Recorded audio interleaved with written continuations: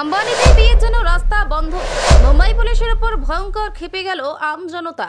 নেটপাড়া থেকে শুরু করে সর্বত্র এখন একটাই চর্চা, অনন্ত রাধিকার বিয়ে।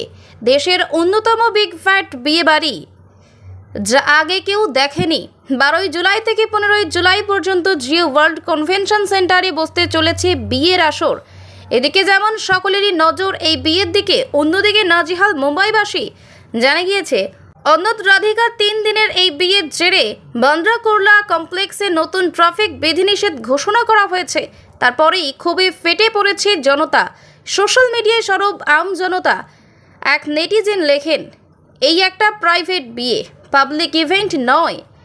তাহলে কেন আম জনতাকে হয়রানির শিকার হতে হচ্ছে? রাস্তা কারোর প্রাইভেট সম্পত্তি নয়, কেন কর্তৃপক্ষ রাস্তা বন্ধ করে দিচ্ছে? এইভাবেই চললে কাল কোনো বড় লোকের ডিভোর্স হলে কারফিউ হবে এবং তখন আমাদের বাড়িতে বসতে বলা হবে। অন্য একজন লেখেন, সম্পত্তি এবং ক্ষমতার প্রভাব দেখানো সরকার এইসবের কাছে মাথা নত করে আছে। আমাদের দেশ রাজাদের দ্বারা শাসিত হয়, তবে এই পরিস্থিতি তার উল্টোটা মনে হচ্ছে। রাজা এবং রানী শহর শাসন করে এবং আমরা সবাই তাদের নিয়ম মেনে চলি।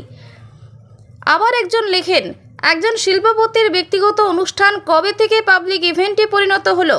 মুম্বাইয়ে প্রতিটি নাগরিককে এতে আমন্ত্রিত, নাকি নির্বাচিত কয়েকজন? সাধারণ জনগণের অসুবিধায় ফেলার পরিবর্তে সকলের পরিবর্তে রাতের দিকেই ঘোষণা করা উচিত। জনতার ক্ষোভ ধীরে ধীরে ক্রমশ বেড়েই চলেছে। একজন লেখেন, নির্লজ্জ। একজন কোটিপতির বিয়ের জন্য সাধারণ মানুষের অসুবিধা করা বন্ধ করুন। অন্যজন লেখেন, ভারতে স্বাগত। একজন বিলিয়নিয়রের ছেলের বিয়ে হচ্ছে, তাই মুম্বাই ট্রাফিক পুলিশের অফিসিয়াল হ্যান্ডেল এটিকে একটি পাবলিক ইভেন্ট বলছে। হাস্যকর বিষয় হলো, এই পাবলিক ইভেন্ট জনসাধারণের জন্য নয়। এটা ঠিক, এখানে টাকা থাকলে আপনি যা খুশি তাই করতে পারবেন।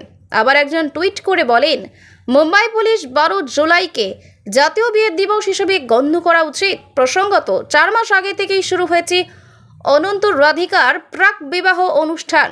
গত 3 জুলাই ছিল মেমারুর অনুষ্ঠান।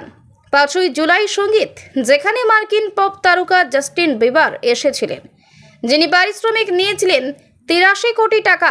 তবে তিনিই প্রথম নয়, এর আগে 2টি প্রি ওয়েডিং অনুষ্ঠানে এসেছিলেন রিহানা, কেটি পেরি, পেট বোল এবং শাকিরার মতো হেভিওয়েট তারকারা। এদের পাশাপাশি তো রয়েছে বলিউডের তারকারা।